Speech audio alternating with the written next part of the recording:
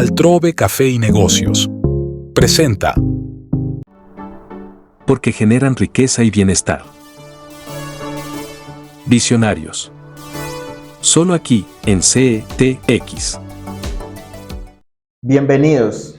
Estamos en Visionarios, su espacio empresarial en CTX. En esta edición, que es realmente muy especial, nos encontramos con Edgar Orlando Pulgarín, el director de una de las instituciones culturales más longevas de nuestro país. Me refiero a la Banda Paniagua. Edgar Orlando, ¿cómo estás? Bienvenido. Muchas gracias, Mauricio, por la invitación, a todo el grupo de CTX Colombia, un espacio fundamental para nuestra visibilidad de nuestro proyecto y de nuestro proceso de la Banda Paniagua. Edgar Orlando, muchas gracias por estar con nosotros.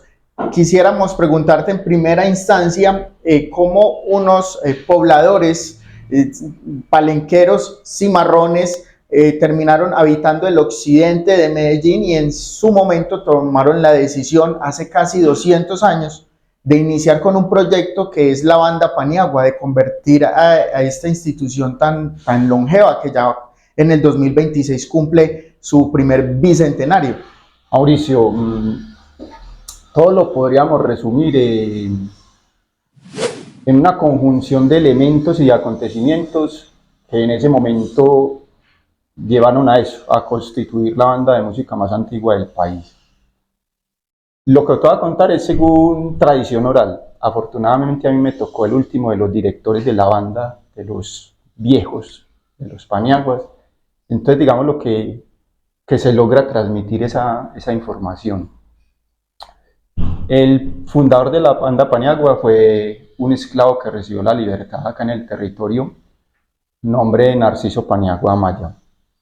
Se dice, según los relatos orales, que ellos, aparte de recibir pues como sus tierras y demás para poder cultivar, porque ellos básicamente eran agricultores, algunos trabajaban en minería, recibieron el apellido también de estas personas que les dieron la libertad y recibieron el apellido Paniagua. Entonces digamos lo que desde ahí se gesta. Pero ellos provenían del occidente del país, ellos ponen de la costa pacífica, si no estoy mal. A raíz de un trabajo antropológico, investigativo que hemos estado haciendo, y a raíz de muchas coincidencias que han pasado en este proceso, yo logré contactarme en pandemia con alguien que trabaja con genealogías desde Miami, con Andrés Restrepo, que también viene siendo parte de la familia Paniagua, y logramos concluir con todos los trabajos que él hizo, que Narciso llegó desde África, hizo un recorrido por Estados Unidos, por lo que conocemos como Nueva York, ya hizo pues todo su recorrido, ingresó entonces acá por el Urabá chocuano, el Urabá antioqueño, y se estableció como esclavo acá en la región del occidente de la ciudad. ¿Listo? Entonces es todo ese recorrido y toda esa historia. Por eso lo que yo siempre he dicho es que obviamente la banda pues tiene una importancia musical, pero la importancia de la banda trasciende mucho más allá de lo musical. Entonces ellos reciben su libertad y ellos inicialmente por 1822, 1820 conforman una agrupación musical formato chirimía, ¿cierto? Obviamente con las características de ese momento. ¿Qué sucede, Mauricio?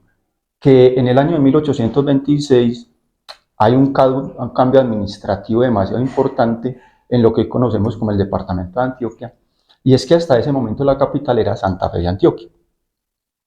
Pero por toda la evolución de lo que se conocía pues en su momento como la villa, esa capital que era Santa Fe de Antioquia cambió y entonces pasó a ser Medellín en 1826.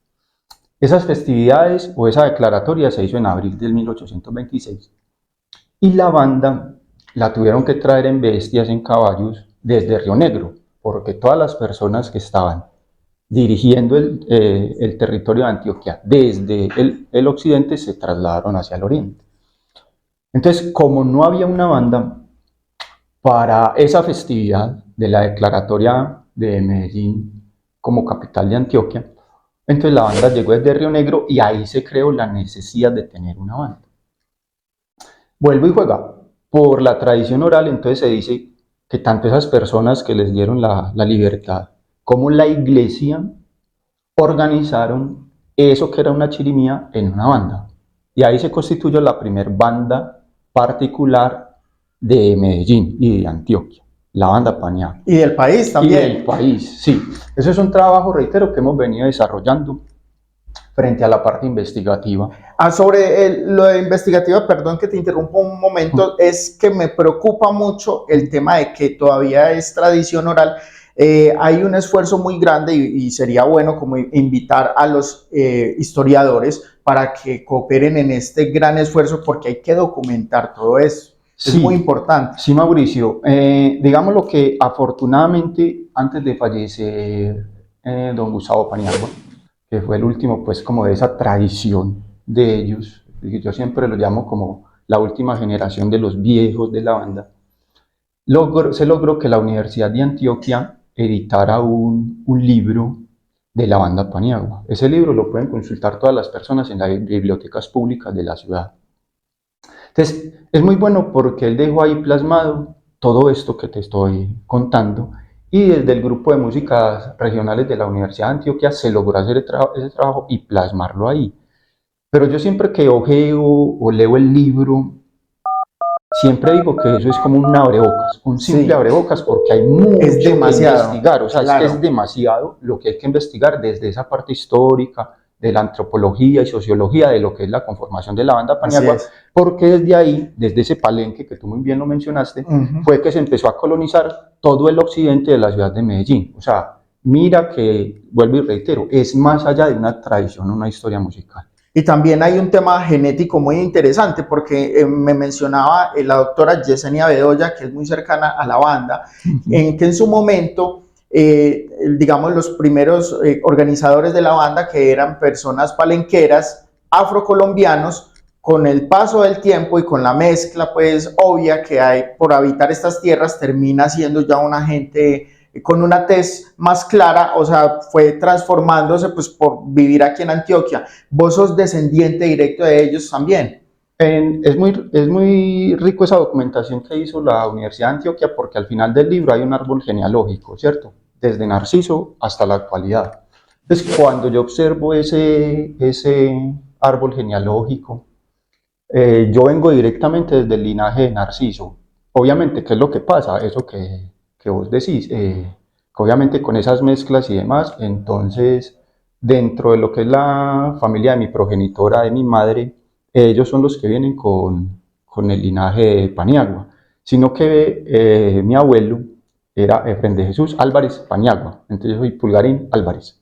Entonces, digamos lo que ahí como que se va perdiendo. Se va perdiendo el apellido, pero sigue la tradición. Ahí sigue la tradición, sí. Vamos a ir a una pausa breve, pero vamos a continuar con esta historia que es demasiado interesante con la banda Paniagua.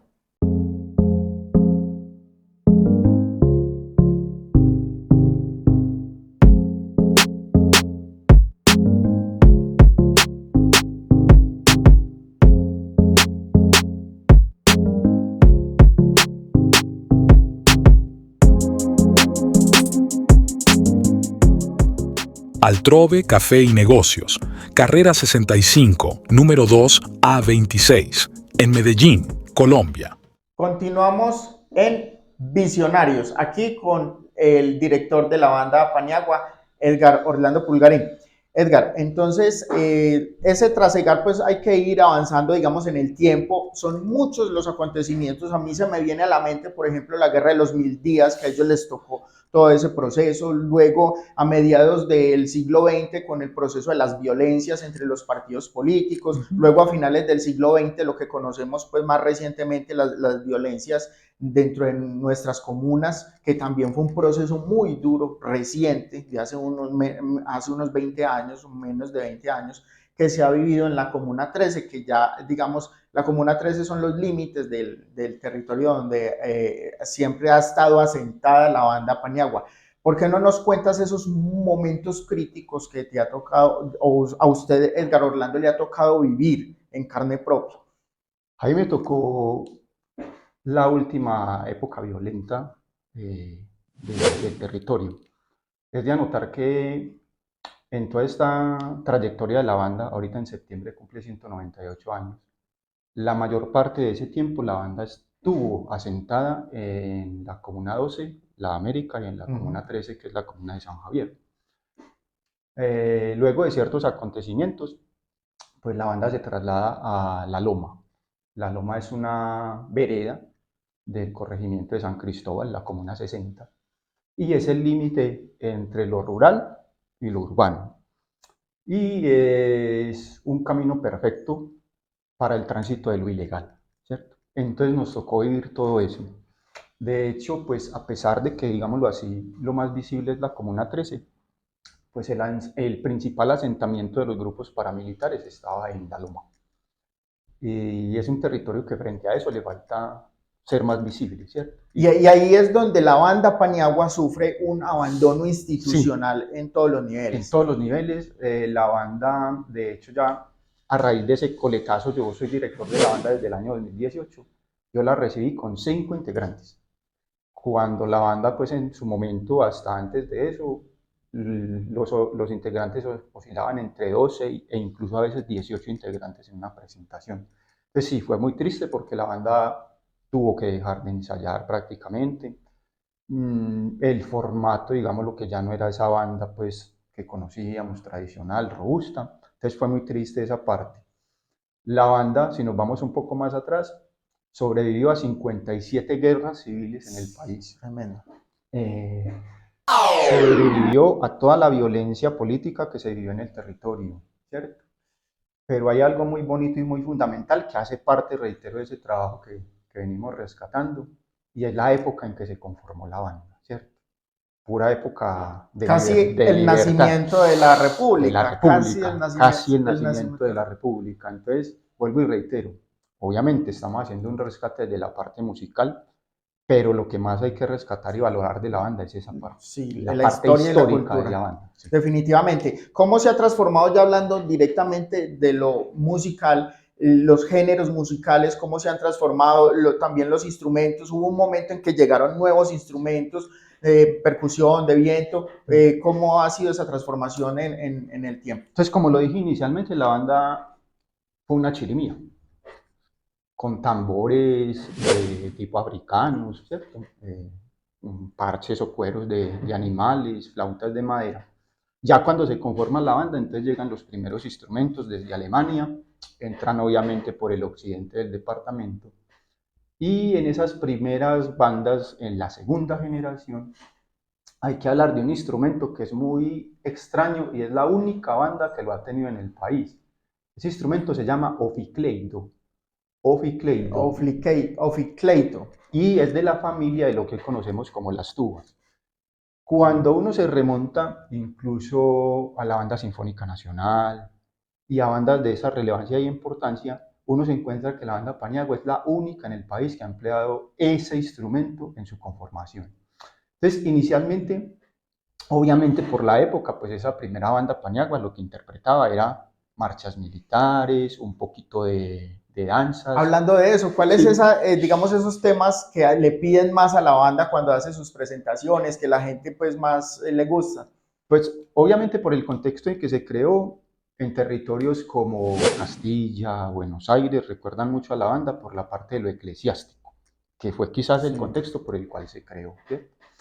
Pero cuando nos vamos a lo que es la parte interpretativa de la banda y que la gente como más la tiene presente, es la parte de la música colombiana, o sea, lo que son los pasillos y los bambucos. Esa parte es lo que, digamos, lo que esa gente que tiene en su memoria histórica y que ya tiene cierta edad, pues, digámoslo, entre 60 y 80 años, es lo que más recuerda de la banda, esa música colombiana, pero andina colombiana. Y respecto, digamos, a lo que la gente rememora, pues en la actualidad hay un gran reto y es conservar, digamos, el patrimonio musical también, pero desde yendo a un sitio en específico a mirar todo el legado cultural. Y vos, por ejemplo, aquí traes las partituras, cómo las obtuvo usted y cómo, dónde las puede ver la gente, exhibirlas, cómo se puede hacer para salvaguardar este gran legado. Yo intenté por allá en el 2019 en convenio con una biblioteca, realizar una exposición. Pero obviamente eso requiere algo que siempre hablamos en el país, y es voluntad política, ¿cierto? Las partituras y muchas cosas de la banda pues, que logramos rescatar llegaron a mí por iniciativa de la gente. Familiares de personas que habían estado pues, dentro de la conformación musical de la banda me fueron llevando partituras. Lastimosamente logramos rescatar muy poco, porque obviamente ni los mismos integrantes de la banda, y lo conversaba mucho con don Gustavo, tenían dimensionado en su cabeza lo que era la banda, ¿cierto? Porque como me lo decía don Gustavo, la banda era más una reunión familiar y una reunión de amigos que pensar en el hecho de lo que era la trascendencia de la historia de la banda. Pero lo bonito cuando yo llego es eso, que la gente me fue llevando partituras, y entonces yo podría decir que en el archivo de la banda existen las partituras más antiguas de la ciudad de Medellín. Hay algunas partituras escritas con pluma. Incluso más antiguas que la parte eclesiástica que también habían, pues... Las partituras llegaron a la banda cuando la banda fue a cumplir los 100 años. Y quien ayudó a traer ese papel pentagramado y demás fue la Iglesia de la América, la parroquia de la América. De la América, sí, la que queda en San Juan. En San Juan. De hecho, allá se celebraron los 100 años de la banda Paniagua.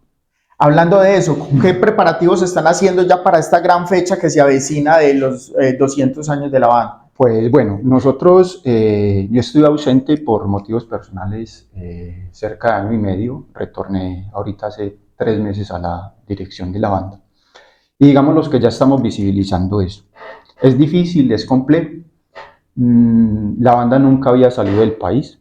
Nosotros hicimos nuestro primer viaje internacional a Perú en el año 2019, gracias al programa de estímulos de la Alcaldía de Medellín. Pero digamos lo que frente a eso, yo sí considero que la banda debería de tener un tratamiento especial frente a los demás actores culturales de la ciudad, pero lastimosamente no es así. Sin lugar a dudas, es que se trata de la banda más antigua del país. Merece ser marca de ciudad. Exacto. ¿Cuáles son las, digamos, gestiones que has adelantado? Y bueno, también la parte gerencial, que es bastante complicado, la parte de financiamiento. Entonces, ¿qué retos ha superado usted frente a eso? Entonces, digamos lo que frente a eso, pues la única opción que nosotros estamos viendo es volvernos a presentar a la convocatoria de estímulos. Sí. Porque en realidad las personas de la administración municipal, específicamente las personas que manejan la cultura, tienen un conocimiento de lo que es la banda Paniagua y de lo que significa la banda Paniagua, pero te reitero, Mauricio, falta voluntad. Sí. Esto requiere voluntad. Entonces, eso que dices de cómo ha sido el sostenimiento, pues todo ha sido a punta de préstamos personales. Individuales, ¿cierto? Porque reitero, pues la banda en su momento cuando la tomamos, pues tenía 4, 5, 6 músicos activos y logramos robustecer la banda. No tenía un lugar de ensayo, entonces adecuamos un lugar pues para ensayo y obviamente había que fortalecer la parte musical, entonces compramos algunos instrumentos como la base, pero todo eso ha sido a punta de préstamos. Son retos demasiado grandes. Y por eso, Mauricio, digamos lo que yo me demoré cierto tiempo para tomar la dirección, a pesar de que me la ofrecieron desde el año 2016. En su momento dije no, pero en el 2018 casi que como un reto personal, pero también viéndolo como algo necesario para la familia y para la ciudad, pues acepté el reto de ser el director de la banda, pero eso implicó todo eso. Y que los muchachos, pues, durante mucho tiempo no se les pagó las ¿Cuál sería ese mensaje finalmente para terminar para las instituciones, tanto públicas como privadas, para ayudar a salvaguardar el patrimonio? Lo primero es que se debe cambiar la estrategia frente a lo cultural. Por mi trabajo, yo soy evaluador de competencias laborales del área de música del SENA. Pues obviamente tengo contacto con secretarías de cultura no solo del departamento, sino a nivel nacional. Y en realidad que a Medellín, frente a ese enfoque de lo que es la cultura y las políticas culturales, le falta demasiado, ¿cierto? Entonces lo primero sería eso. Cambiar el enfoque de lo patrimonial.